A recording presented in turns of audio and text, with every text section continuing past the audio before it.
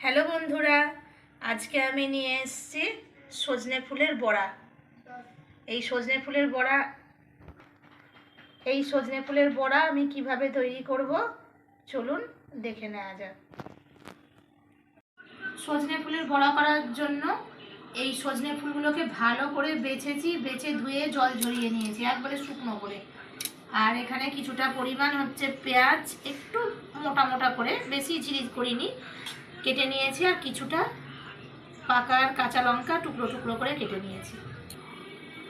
আর আজকে এই বড়াটা করার জন্য আমি কিন্তু এই বড়ার মধ্যে একটু আদা একদম মিহি করে কুচিয়ে নেব। আদাটা আমি একবারে মিহি করে কুচিয়ে নিয়েছি।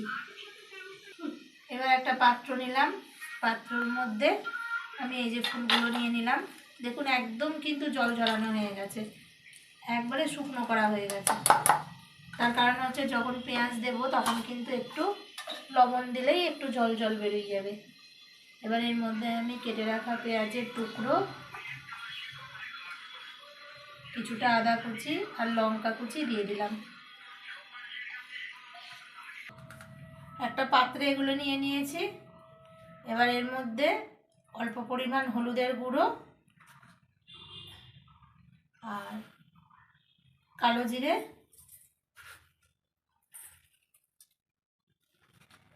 আর একটু লবণ নিয়ে নিলাম, দিয়ে এটাকে ভালোভাবে চটকে নেব।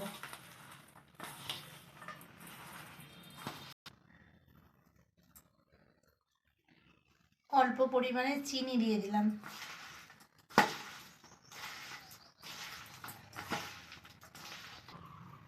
এই যে ভালোভাবে চটকানো হয়ে গেছে, একটু জল জলও বেরিয়ে গেছে। এবার আমি অল্প পরিমাণ এর মধ্যে বেসন দিয়ে দেব।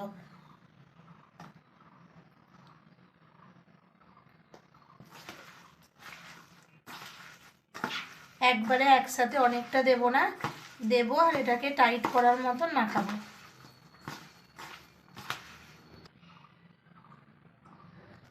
বেসন দিয়ে ভালোভাবে মাখা হয়ে গেছে। এবার আমি এর মধ্যে অল্প পরিমাণ রুল ময়দা অ্যাড করে দেব।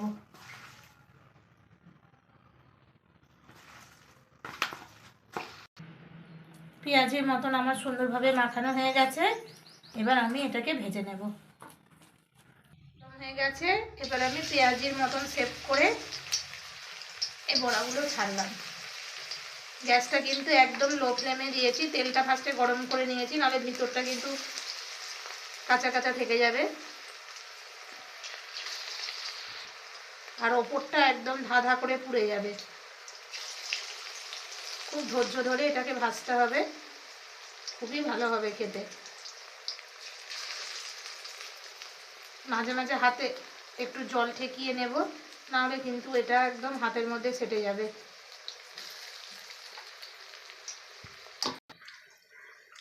আমার ছেলে যেমন, যদি এই সজনে ফুলটাকে বেগুন দিয়ে করে দিই তাহলে একদম খেতে চায় না। আর বন্ধুরা, আপনারা সবাই তো জানি যে এই বসন্তকালে এই সজনে ফুল কিন্তু একদম মহা ঔষধির মতন কাজ করে, কারণ এখন খুব পক্সামের সময়।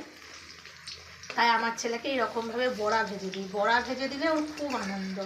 আর এই যে এই সময় এসেছে নিম পাতা আর হচ্ছে এই সজনে ফুল, ওর যে কি অবস্থা খেতে গিয়ে সে আর কি বলবো।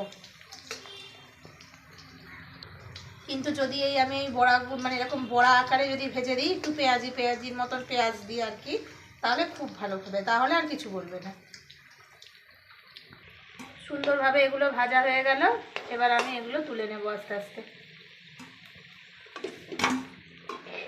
ফুলের বড়া আমার সম্পূর্ণ তৈরি হয়ে গেল। আপনারা এটা করবেন বাড়িতে, অবশ্যই করে খেয়ে দেখবেন। এখন তো সজনে ফুল খাওয়া খুবই ভালো।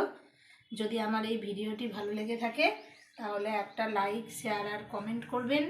ভালো থাকবেন, সুস্থ থাকবেন। ধন্যবাদ।